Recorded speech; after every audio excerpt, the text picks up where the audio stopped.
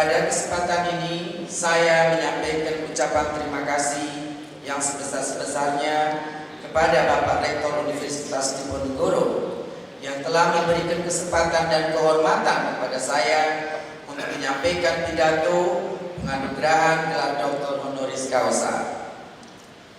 Rektor, Ketua Majelis Amanat, Ketua Senat Akademik, Guru Besar, dan hadirin yang saya hormati, perkenankan saya menyampaikan pidato yang berjudul Pemberantasan Ilegal, Unreported and Unregulated Fishing, menegakkan kedaulatan dan menjaga keberlanjutan untuk kesejahteraan bangsa Indonesia.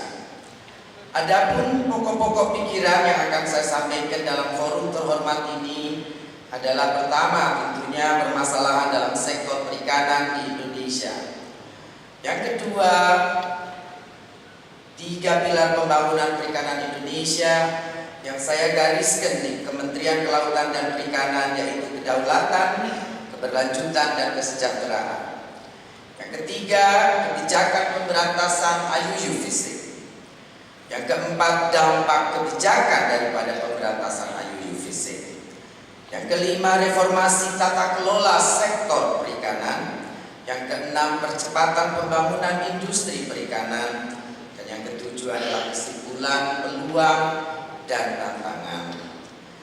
Hadirin sekalian yang saya hormati, pada awal pemerintahan Joko Widodo, Presiden Republik Indonesia, telah memberikan komitmen dalam pidatonya bahwa Indonesia akan menjadi poros maritim dunia. Yang kedua adalah laut Indonesia akan menjadi masa depan bangsa Indonesia. Kedua komitmen ini adalah hal yang sangat logis dan sangat relevan.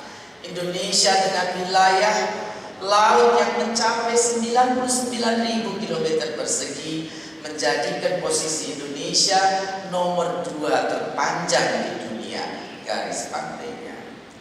Dengan luas 5,8 juta kilometer persegi, potensi kelautan Indonesia luar biasa.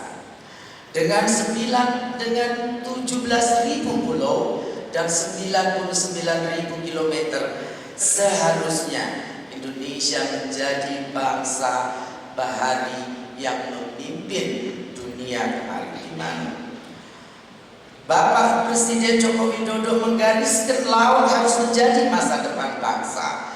Itu juga membuat kerangka yang jelas bahwa keberlanjutan atau kelestarian daripada sumber daya laut yang dikelola dengan benar dan tidak menghabiskan pada satu generasi itu yang harus kita jadikan acuan. Komitmen Bapak Presiden juga jelas dengan dukungan politik penuhnya dalam di hari kemudian saya memulai penegakan dalam pemberantasan ilegal, unreported, unregulated fishing. Maraknya eksploitasi sumber daya perikanan oleh kapal-kapal ikan asing yang selama ini berlangsung berpuluh tahun telah membuat sumber perikanan Indonesia dipeliting dan menempatkan Indonesia di posisi hanya nomor 3 saja penghasil produk perikanan di Asia Tenggara. Padahal laut kita terpanjang nomor 2 di dunia. Kita juga menghitung bahwa pada saat yang sama tahun 2014 terakhir, 20-35% ikan tuna yang masuk ke Amerika Serikat berasal dari Indonesia yang diekspor secara ilegal ke Amerika Serikat, di mana kurang lebih hampir mencapai 3.000 sampai 6.000 ton. Kita juga menangkap kenyataan bahwa Thailand dan Republik Rakyat Tiongkok yang selama ini ekspor produk-produk Indonesia tidak pernah secara tercatat menyuplai 25% dari ikan tuna yang disuplai kepada market dunia. Kegiatan IUU fishing telah mengancam keberlanjutan ekosistem Indonesia. Bank Dunia juga mencatat overexploitation yang mencapai 65%. Terumbu karang di Indonesia telah rusak.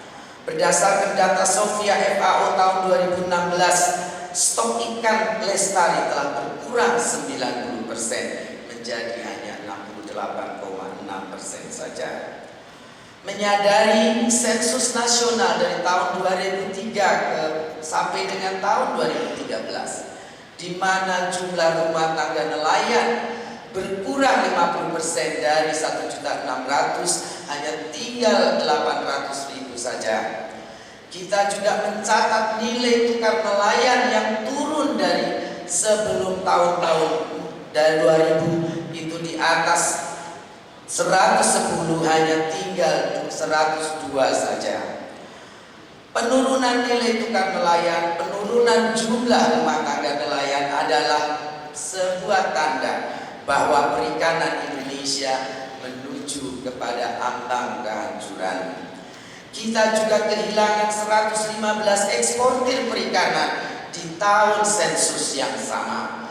Itu juga kehilangan sumber daya devisa yang dihasilkan oleh para eksportir ini untuk negara yang mencapai 6 miliar dolar. Dari situ saya melihat persoalan utama di Kementerian Kelautan dan Perikanan adalah sebelum kita melakukan pemberdayaan dan lain-lainnya, penegakan hukum dan pemberantasan illegal fishing harus menjadi prioritas utama. Saya menyadari praktik IUU fishing yang telah berjalan berpuluh tahun tentunya bukan single action yang dilakukan negara-negara asing tetangga kita, tetapi telah insert dan masuk ke dalam sistem dan society kita, memakai agent dan influencing daripada tokoh-tokoh bisnis nasional, juga tokoh-tokoh partai nasional, juga pejabat dan aparat, kementerian dan juga TNI dan juga Polri. Satu persoalan yang dialami oleh negara tanpa kita menyadarinya, namun perbaikan harus kita lakukan. Saya mengetahui bahwa tidak akan mudah pada pelaksanaannya. Saya menghadap Pak Presiden sebagai Panglima tertinggi Republik Indonesia, sebagai pimpinan civil government tertinggi di Republik Indonesia. Saya memohon dan meminta dukungan politik dari beliau untuk bisa mengeksekusi Undang-Undang Perikanan nomor 45 tahun 2009. Saya mengerti inilah jalan keluar satu-satunya dari semua peraturan yang ada yang kontradiktif. Kita mempunyai satu aturan yang bisa menimbulkan deterrent effect dan memberikan jalan keluar untuk negara membersihkan secara langsung dan cepat. Presiden menyetujui dan dimulailah rapat-rapat terbatas. Saya membuka dari hati ke hati diskusi dan menginginkan semuanya berjalan dengan baik. Saya berbicara kepada mereka bahwa mereka bisa menggagalkan dan bisa mengganti posisi saya kapanpun mereka mau.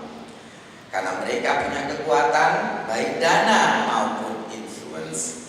Tetapi saya juga bertanya kepada mereka, apakah mereka juga tidak ingin negara Indonesia maju?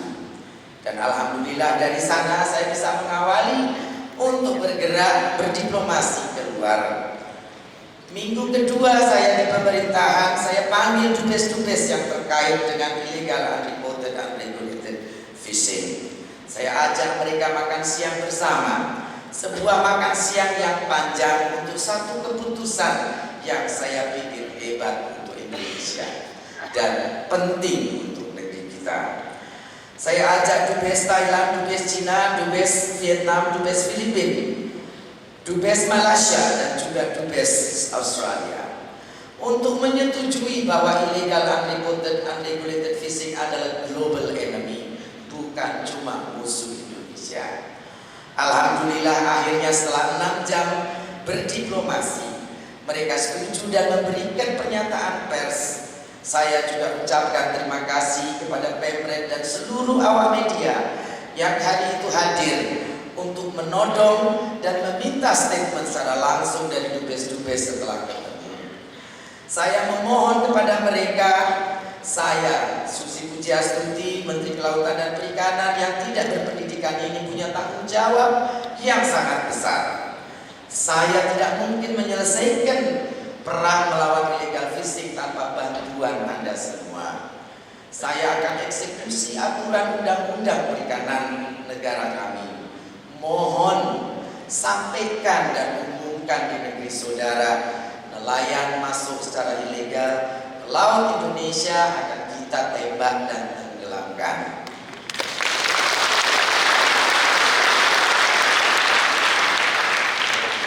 Diplomasi yang lumayan, Pak, 6 jam berangkat ke sana, ke kanan, ke kiri sampai akhirnya bisa. Dan mereka keluar dari gedung KKP ditunggu oleh gerombolan wartawan untuk menyatakan illegal fishing itu global enemy. Jadi ya setelah itu saya boleh konsolidasi dengan semua aparat TNI, Polri, dan saya mengambil ownership daripada action untuk penenggelaman kapal ini. Karena saya tahu secara histori, secara sistem, saya tidak bisa meminta aparat KKP maupun TNI dan Polri untuk memimpin di depan. Untuk menjaga hal-hal yang tidak diinginkan, saya ingin semuanya dilempar saja ke saya dan kepada Presiden Republik Indonesia. Bahwa ini adalah national consensus. TNI Angkatan Laut, Polri, dan juga Kementerian Kelautan tidak usah takut. Karena ini adalah aksi nasional, bukan aksi satu dan satu kesatuan. Alhamdulillah penenggelaman kapal dimulai tanpa ada keberatan dari pihak manapun. Tidak ada yang berani protes karena sudah saya dudukkan dalam makan siang yang panjang tersebut.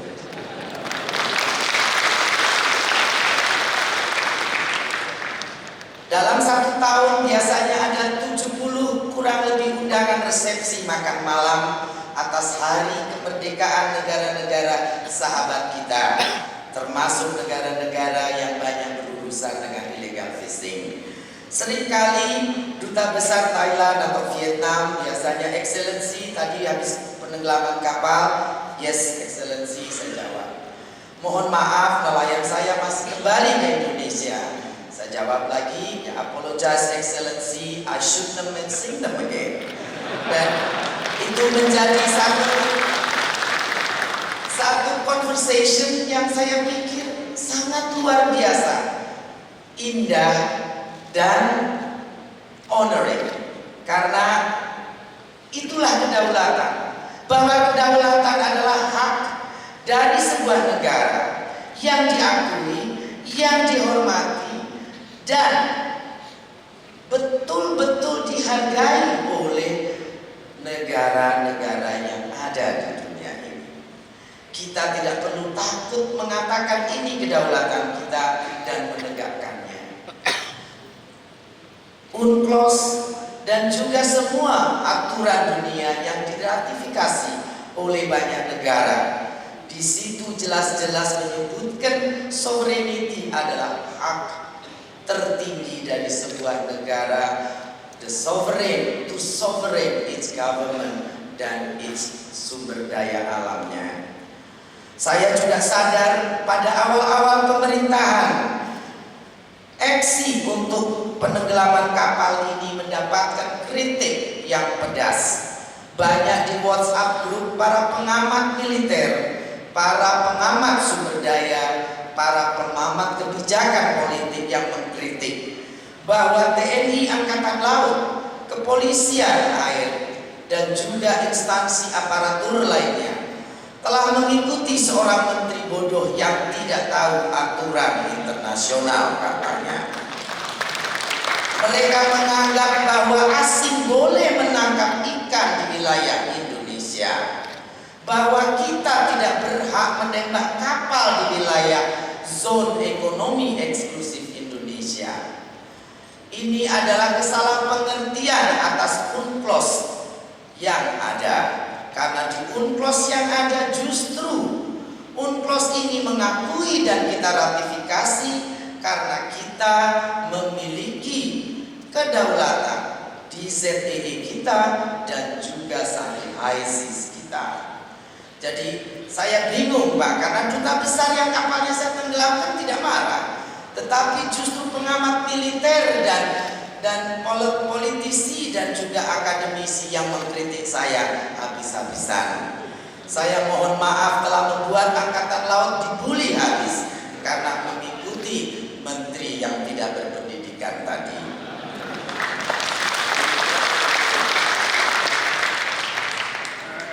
Mulai saat ini setelah pengukuhan ini barangkali akan berbeda Pak.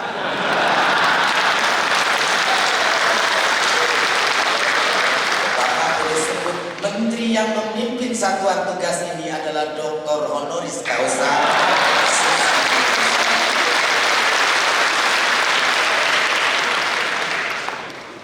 Bapak Ibu yang saya hormati, dalam kebijakan yang pertama menegakkan aturan dan memberantas illegal fishing.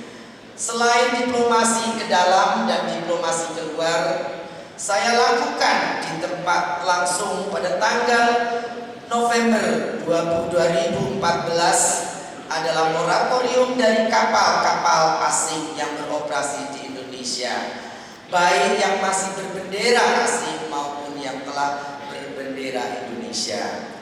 Yang kedua, pelarangan transshipment.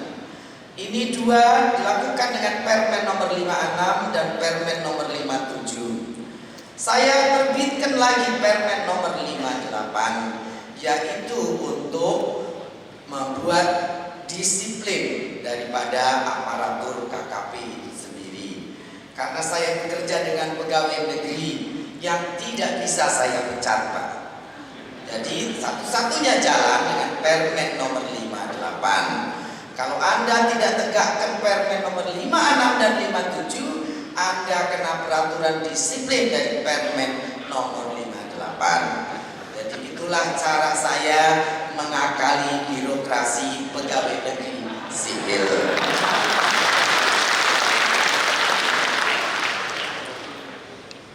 Dari 11.000 karyawan KKP Pak, kalau dibilang menterinya tidak berpendidikan, saya selalu bilang dari 11.000 staf dan karyawan yang ada di KKP pegawai negeri sipil, semuanya Pak rata-rata mungkin ada 100 profesor, doktor pun ribuan, insinyur pun ribuan. Jadi tidak ada alasan kalau dibilang kebijakan KKP itu tidak sesuai dengan scientific academy Pak. Karena sebelum itu ditelurkan, saya meminta semua eselon 1, eselon 2 untuk mempelajari apa yang ingin kita lakukan. Itu sudah sesuai dengan poksinya kita dan sesuai dengan aturan kepegawaian dan juga kebijakan pemerintah. Moratorium saya lakukan selama 1 tahun untuk apa? Untuk melakukan analisis dan evaluasi.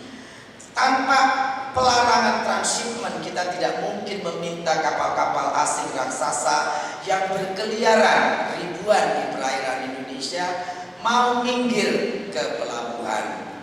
Tapi dengan adanya transshipment, maka mereka harus minggir ke pelabuhan dan kita bisa memulai analisis dan evaluasi. Satu hal yang luar biasa kita temukan selama 1 tahun evaluasi dari kapal-kapal asing dan kapal asing ini. Ternyata mereka berpuluh tahun bukan cuma menggaruk dan mengambil sumber daya perikanan Indonesia, tapi juga melakukan kegiatan dan aktivitas kriminal lainnya.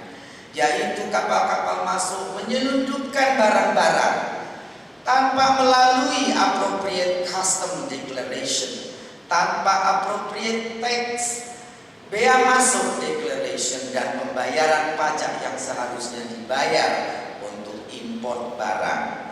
Mereka juga melakukan penyelundupan barang-barang yang diharamkan dan tidak boleh di negeri ini, yaitu miras, senjata api, dan senjata lainnya. Kemudian juga narkoba. Dan kita juga melihat berangkat dari Indonesia mereka bukan cuma membawa ikan yang mereka tangkap secara ilegal, tetapi juga burung-burung indah dari negeri Papua kita, yaitu cendrawasih, kakak tua, buaya, dan lain sebagainya, termasuk juga kura-kura. Mereka mengambil ikan-ikan yang sudah masuk kelompok CITES, yang termasuk binatang-binatang yang akan punah. Mereka juga melakukan pengambilan karang-karang dari mulai koral merah yang menjadi perhiasan mahal di dunia, dan juga ekspor mutiara secara ilegal. Perlu diketahui, sumber daya kelautan Indonesia sangat besar, bukan hanya perikanan. Kita juga mencatat bahwa South Sea Pearl yang paling besar itu datang dari Indonesia. Di dunia kurang lebih perdagangan South Sea Pearl mencapai 22 ton. Akan tetapi ekspor yang tercatat di Indonesia hanya 1 ton saja. Itu berarti 3% dari import Hong Kong yang tercatat di Hong Kong yang diakui dan dicatat oleh Indonesia. Banyak sumber daya alam lainnya yang ekspor dari Indonesia tidak tercatat dan tidak memberikan dampak untuk pendapatan negara dan rakyat Indonesia. Akhirnya, setelah beberapa pertemuan rapat terbatas, perintah Presiden yang sampai 3 kali di depan umum dieksekusi.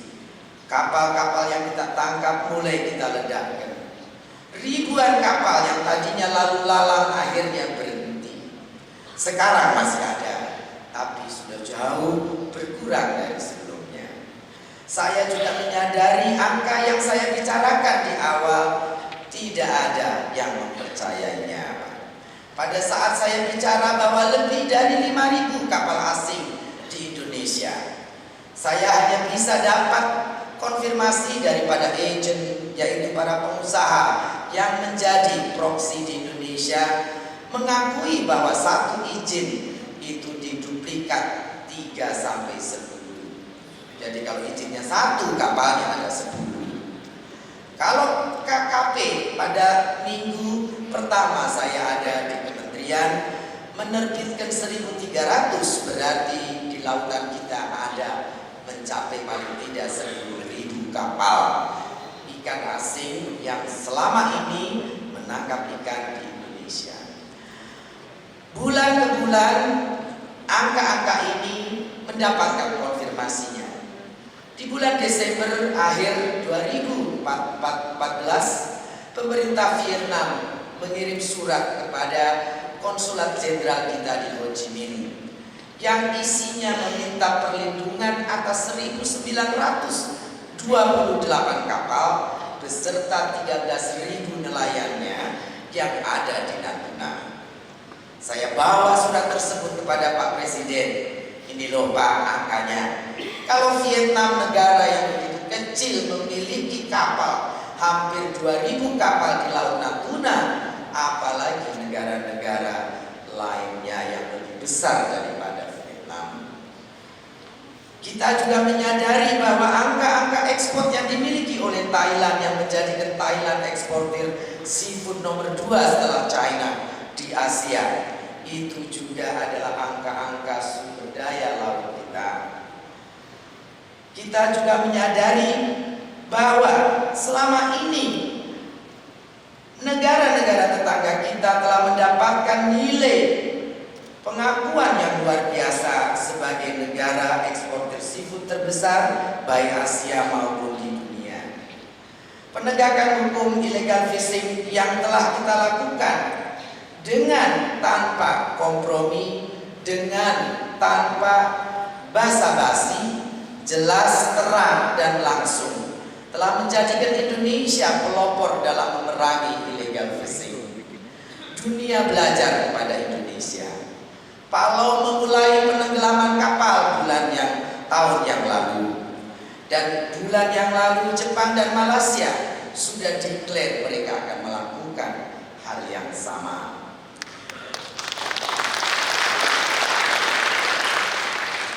Laut adalah bagian yang sangat penting dari dunia karena 2/3 dari dunia ini juga laut. Bukan hanya Indonesia yang 70% wilayahnya laut, tapi 70% Kesehatan laut dan climate change itu saling berkaitan. Kita negara kepulauan adalah negara yang akan terugikan dengan depletingnya marine resources dan terjadinya climate change yang ekstrim. Pulau-pulau kita akan banyak yang tenggelam, sumber daya laut kita akan banyak yang hilang. Jadi menata kelola perikanan dengan cara yang memakai kerangka berkelanjutan itu harus, dan itu memang sesuai dalam mengawal misi Presiden dan pemerintah Indonesia menjadikan laut masa depan bangsa. Kita juga menghormati perjuangan Juanda yang telah membuat UNCLOS terbit dan diratifikasi oleh negara-negara di dunia, memberikan kita ruangan laut yang luar biasa. Sudah saatnya poros maritim kita wujudkan. Kita tidak bisa menjadi negara maritim karena kita bukan negara kontinen. Kita negara kepulauan. Jadi kita bisa menjadi poros maritim. Itulah yang benar. Poros maritim adalah sebuah pusat kegiatan aktivitas dari kemaritiman, baik itu perikanan maupun eksploitasi dan pelayaran internasional.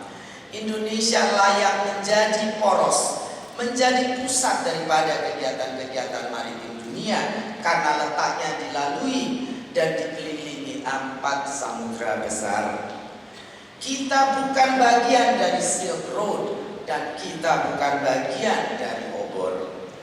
Obor dan Silk Road adalah rencana pembangunan milik pemerintah Tiongkok. Indonesia membangun poros maritim dunia. Kita tidak menjadi bagian, tapi kita akan bersinergi dengan Silk Road dan obor. Ini harus jelas dan clear untuk anak-anak bangsa bahwa Indonesia menjadi poros, menjadi satu central of gravity, a maritime axis is not a part of any development route. Indonesia have its own central of gravity. Indonesia has its own central of marine and maritime activity. PR masih banyak yang harus kita lakukan. Pembangunan perikanan berkelanjutan yang kita terapkan dengan Permen nomor 1 dan nomor 2, yaitu pelarangan penangkapan ikan, kepiting, udang, undersize dan bertelur. Kemudian juga pelarangan penggunaan alat tangkap trol atau cantrang. Itu dalam rangka mengawal keberlanjutan. Indonesia dengan program-program ini telah membuktikan bahwa potensi perikanan tangkap itu bisa naik secara signifikan. Perikanan juga menyumbangkan PDB tertinggi dibanding sektor lainnya. PDB nasional kita selama ini 2 tahun ini mencapai 5,1, tetapi PDB perikanan kita meluncur ke atas mencapai 8,96. Nilai tukar nelayan kita dari 102 meroket menjadi 110. Di beberapa tempat di mana illegal fishing dulunya banyak, bahkan melejit mencapai 111 dan 112. Minggu kemarin saya dan Pak Presiden di Sulawesi Selatan. Bapak Gubernur Sulawesi Selatan memberikan sebuah gambaran yang sangat luar biasa. Perikanan PDB Sulawesi Selatan yang tadinya hanya 4 triliun nilainya naik menjadi 15 triliun. Kita juga melihat perikanan tangkap mendapatkan rekomendasi stok lestari yang tadinya hanya 7,3 sekarang naik menjadi 9,9 juta ton. Peningkatan 2 juta ton kalau dihitung $1 per kilo harga ikan termurah itu adalah $2 miliar. Tetapi nilai ikan kita jauh lebih dari hanya $1 saja. Cumi-cumi dan udang harganya di atas $5-10. Ekspor di era global yang lesu dan melambat masih mencatatkan kenaikan hampir 13% untuk tahun 2016 semester pertama.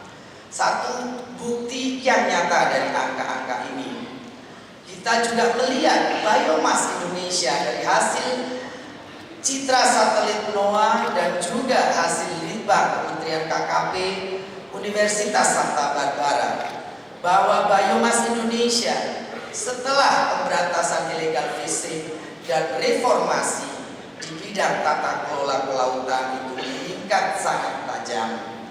Jadi sebetulnya di dunia ini semuanya sekarang itu sudah serba kelihatan.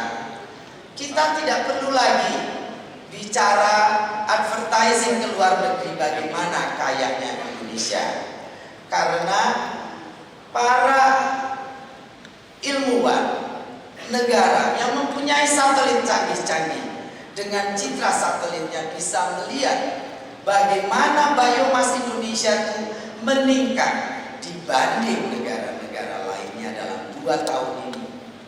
Jadi mereka tahu potensi ikan itu ada di kita, dan kita tidak perlu meminta mereka untuk membantu kita menangkap ikan, karena menangkap ikan itu sudah menjadi urusan dalam negeri saja. Dan itu dikuatkan oleh komitmen Bapak Presiden kita yang menasionalisasikan dengan Perpres nomor 44 yang menutup perikanan tangkap untuk investasi asing. Satu kemenangan luar biasa. Saya ucapkan selamat untuk para nelayan, para stakeholder perikanan dan Indonesia yang telah berhasil menjadikan perikanan tangkap ini menjadi satu-satunya sumber daya alam yang dimiliki, dikelola 100% oleh nasional. Namun kita adalah bangsa yang menjadi bagian dari globalisasi. Dalam waktu yang sama saya mengusulkan kepada Pak Presiden untuk merubah pengolahan cold storage pabrik yang memerlukan teknologi tinggi dan pemasaran hasil produknya dibuka selebar-lebarnya 100% untuk asing bila perlu. Jadi nasionalisasi di perikanan tangkap dibarengi dengan satu kemajuan visi bahwa kita memerlukan pasar dan teknologi dari dunia luar.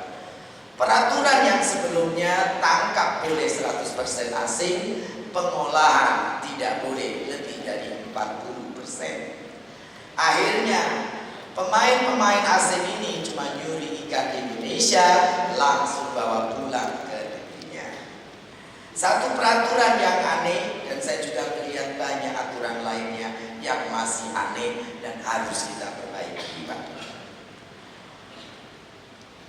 Kita bekerja sama dengan banyak negara dalam penegakan illegal fishing karena ini menjadi landasan kita dalam mempunyai program-program pembangunan, revitalisasi, dan percepatan daripada industri perikanan itu sendiri.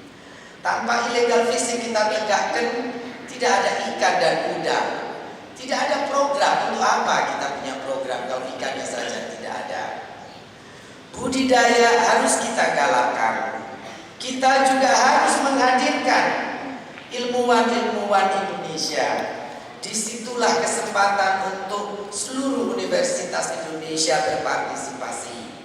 Bapak Menteri Dikti, saya juga memohon bantuan dan support Bapak supaya pendidikan kita juga disesuaikan dengan visi pemerintah kemaritiman. Kita berubah dari land-based development menjadi maritim atau sea-based development. Tentunya pendidikan pun harus dimulai berbeda. Dimulai mereka untuk bisa mengerti laut dan kebahariannya. Karena kalau tidak tentunya misi ini hanya dikawal oleh Kementerian Kelautan dan Perikanan dan sedikit Fakultas Kelautan dan Perikanan.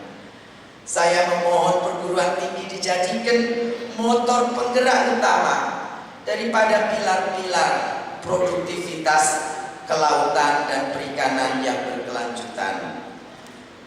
Hadirin sekalian yang saya muliakan, KKP membuat program SKPT untuk membangun secara terintegrasi pulau-pulau terluar Indonesia, di mana kita akan membangun 12 pulau untuk menjadi ujung tombak daripada pengumpulan industri dan kegiatan perikanan lainnya. Kita ingin ekspor menjadi lebih mudah dan lebih gampang. Kita ingin menjadi satu-satunya yang memasok daripada seafood di Asia Tenggara. Bapak hadirin dan Ibu hadirin yang saya hormati, dari data neraca perdagangan terakhir, kita telah bisa membalikkan terbalik.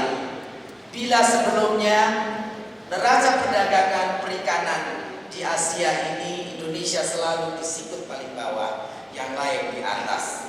Sekarang terbalik, kita di atas, yang lain di bawah.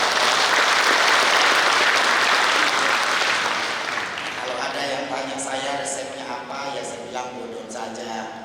Saya kan tidak punya teori, bukan akademisi.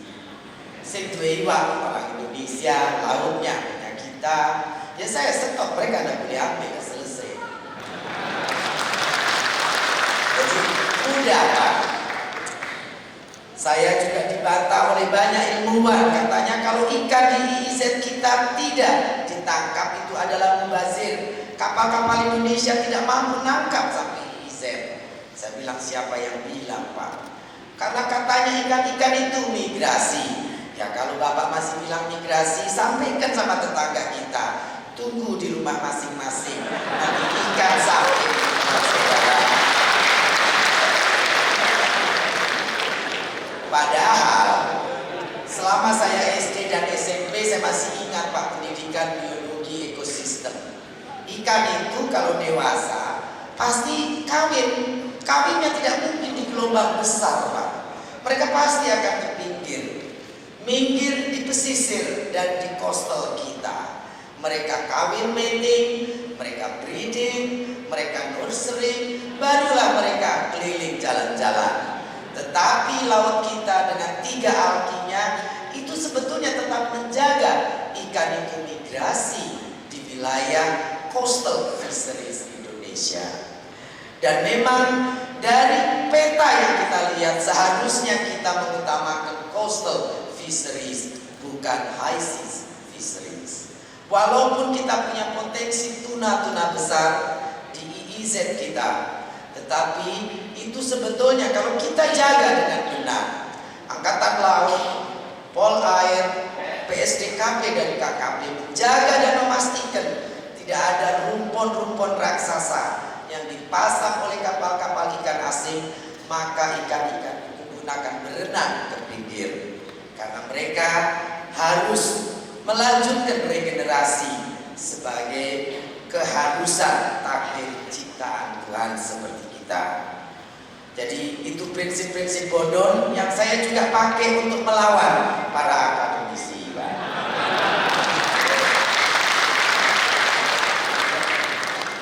Sekarang tentunya saya pakai doktor honoris causa saya.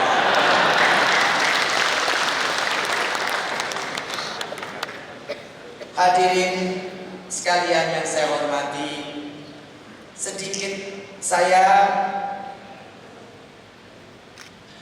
ingin menyampaikan rasa terima kasih sebagai penutup daripada pidato saya hari ini. Terima kasih kepada kedua orang tua saya, Bapak Haji Ahmad Karlan, almarhum, Haji Suhu Lasmina almarhum, anak-anak saya, adik-adik saya, kakak saya, yang telah membesarkan saya dalam suasana demokratis dan menjunjung tinggi nilai kejujuran.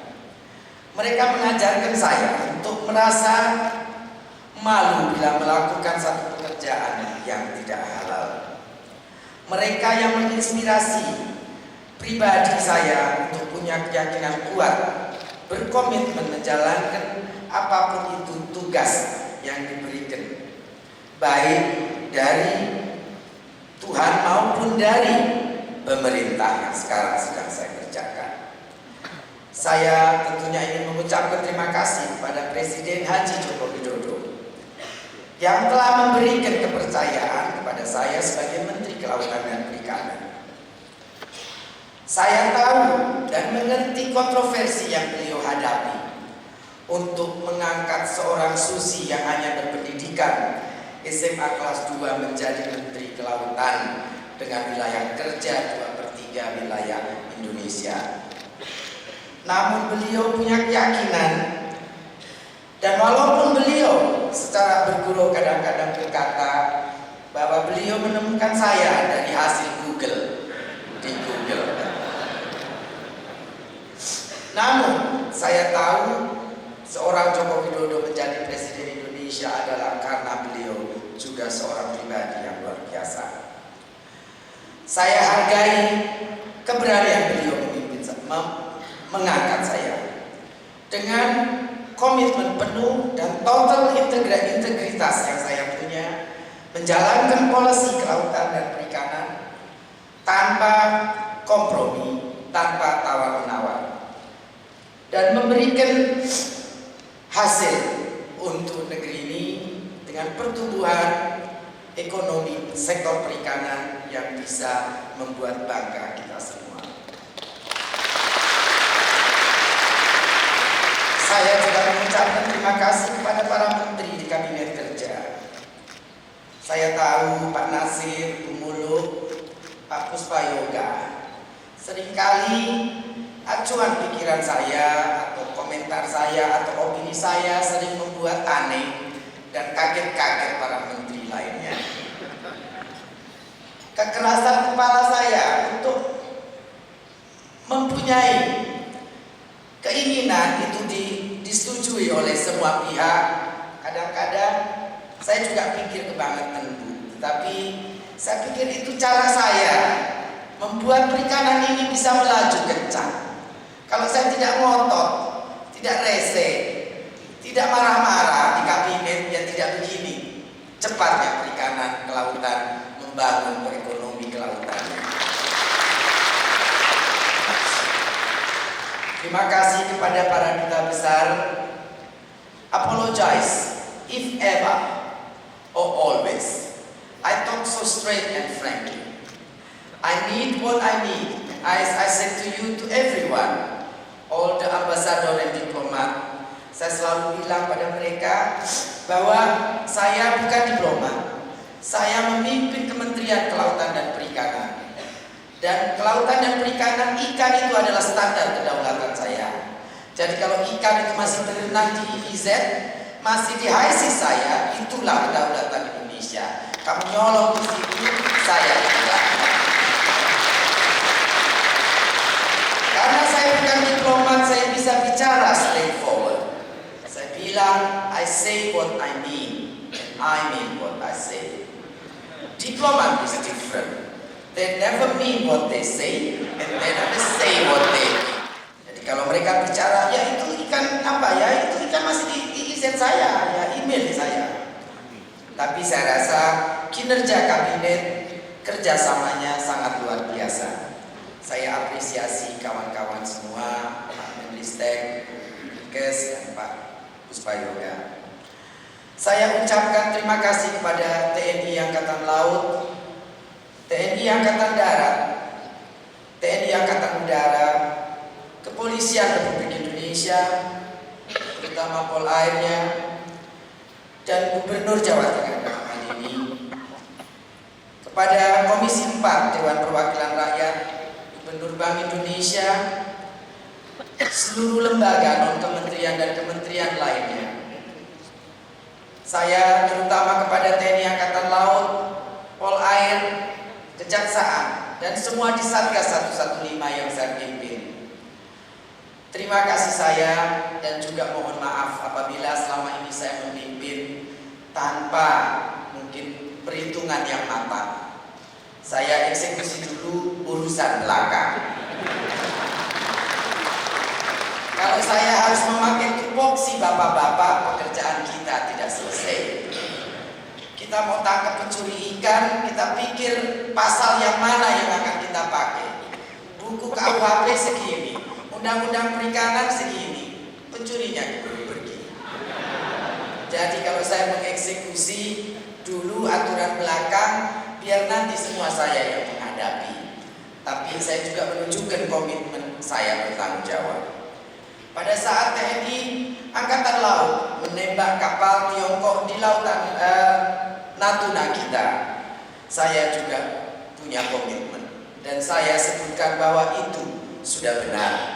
Pada saat semua ragu untuk mengatakannya karena kita melawan supremasi ekonomi negara besar dunia, di mana kita juga punya hubungan baik diplomatik dan juga ekonomi.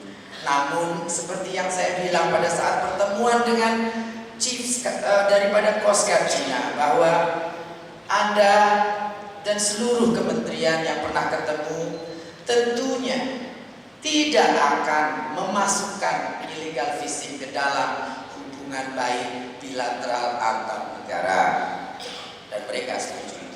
Kalau tidak setuju, ya banget. Jadi saya punya keyakinan pencurian ikan tidak mungkin masuk dalam klaus kerjasama antar negara. Tidak ada. Dengan catatan ini pula saya memimpin Satgas 115 dan saya juga mohon maaf kepada Pak Ota yang selalu harus mencari a way beyond the law. Saya bilang sama Pak Ota, law in the first place is made because we want things to be fair and logic and legal. The first itu fair, Pak. Nah, kalau mafia bisa begitu, kita mau melawan dengan cara yang tidak begitu, ya kita pasti akan kalah. Jadi kita menangkan dulu. Nah, hukumnya di mana Bapak cari, itu bagian Bapak.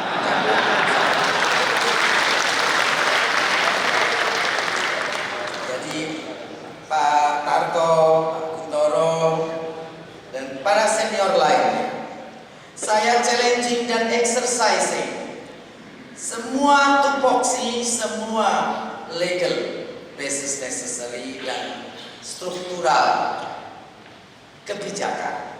Tetapi saya percaya bahwa ujungnya basic common sense dan logika harus kita menangkap.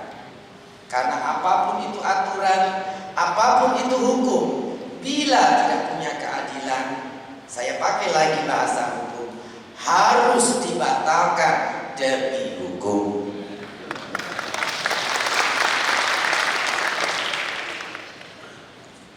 Kelima, saya ucapkan terima kasih dan penghargaan kepada Profesor Dr. Yos Johan Utama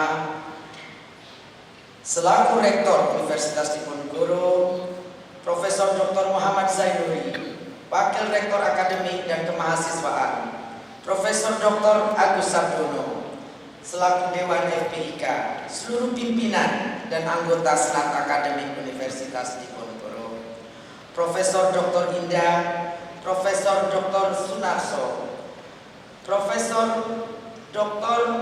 Hazim Jalal, Profesor Dr. Sudarto, Hadi MS, PhD, Profesor Dr. Retno Saraswati, Profesor Dr. Sutrisno Anggoro, Profesor Dr. Budistiono, M.Pol Admin, Bidang Sosial Politik Kebijakan Politik, dan sekali lagi Pak Dr. Mas Ahmad Santosa, Sarjana Hukum, Bidang Hukum Administrasi Negara. Penghargaan kepada putra-putri saya, almarhum Panji Hilmansyah, Nadine Kaiser, Alwi Xavier, mantu saya Ari Nursanti, dan cucu tersayang saya Arman Hilmansyah, Maijen TNI Sudrajat dan keluarga, senior saya Bapak Kuntoro Mangus Broto, Bapak Indi Artono Sutarto. dan seluruh Eselon 1 Kementerian Kelautan dan Perikanan.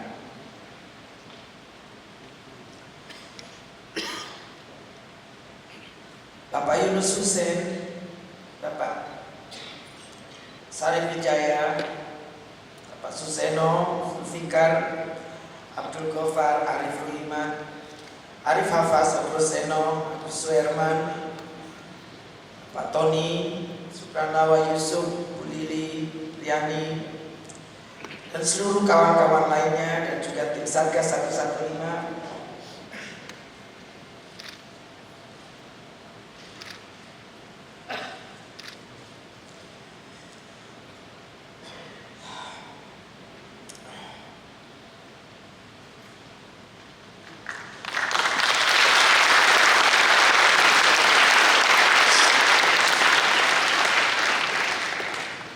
Penghargaan terbesar kepada tim Satgas 115, pelaksana harian, koordinator staf khusus, tim Justisia Sekretariat, para Pemret, Bapak Wahyu Mulyadi, Bapak Tommy Pratomo, Pak Don Bosco, Pak Arif, kawan-kawan semua.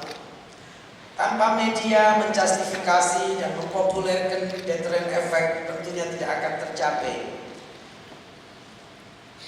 Gambar yang bombastis yang dibuat oleh media telah menjadikan para nelayan pencuri ikan dari negara tetangga takut dengan kembalinya ke Indonesia. Seluruh staf dan pimpinan manajemen karyawan PT ASI Susi Pujastuti Aviation, ASI Pujastuti Marine, ASI Geosurvey, dan seluruh karyawan saya yang ada di Kementerian Kelautan dan Perikanan, seluruh nelayan di seantero negeri, saya sampaikan terima kasih. Inspirasi dan motivasi untuk saya lebih bekerja keras lagi meningkatkan kesejahteraan kalian. Saya berterima kasih kepada Presiden yang telah mengabulkan asuransi nelayan, di mana sekarang profesi nelayan mendapatkan asuransi jiwa yang mencapai 200 juta rupiah. Untuk kecelakaan di laut dan untuk kecelakaan di darat 160 juta rupiah. Untuk cacat tetap 80 juta rupiah dan untuk pengobatan 20 juta rupiah. Mari galakkan semua masyarakat Bapak, terutama Pak Gubernur dalam hal ini, untuk menjadi nelayan. Karena menjadi nelayan, hidupnya terjamin. Ikan kita juga sudah banyak. Saya ingin dengan kelestarian, mudah-mudahan dalam 2-3 tahun ke depan, potensi tangkap Indonesia akan naik menjadi 15 juta ton.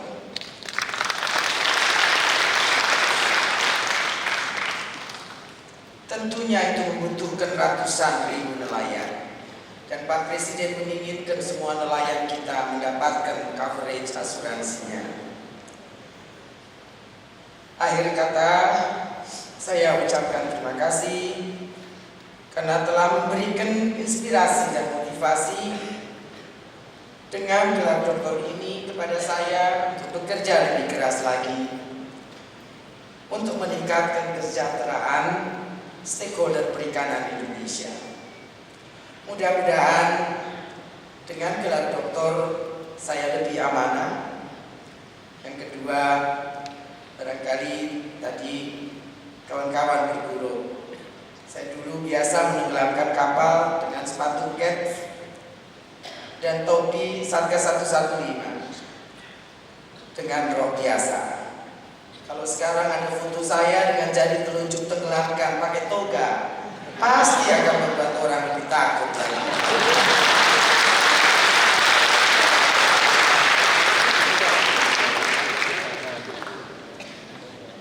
Saya ingin share untuk yang terakhir. Kemarin di General Assembly dari Interpol Dunia di Bali, saya sampaikan penegakan hukum yang dilakukan untuk illegal fishing di Indonesia. Selesai pidato, banyak Kapolri ngejar saya. Saya pikir mau apa? Mereka tanya, apakah boleh can we borrow you from your government? Saya bilang, untuk apa? Untuk menenggelamkan kapal-kapal ilegal di negara kami. Nanti saya tanya kepada presiden saya sudah bilang sama Pak Ota, ada nggak atau aturannya kontraktual minister dipinjam ke negara lain? Tetapi rupanya Pak Kapolri 2 hari kemudian juga SMS saya. Jadi beliau mengatakan bahwa semua delegasi sangat senang. Ibu, they all happy with you and they asking if they can borrow you from our government. Itu SMS-nya Pak Tito Karnavian 2 minggu yang lalu, Pak. Jadi saya pikir sebetulnya kalau kita betul-betul punya komitmen, integritas kita jaga, accountability kita jaga, apa yang kita lakukan terutama untuk negara dihormati, diakui, dihargai, dan juga disyukuri oleh seluruh bangsa ini. Sekali lagi terima kasih. Akhirul kalam. Assalamualaikum warahmatullahi wabarakatuh.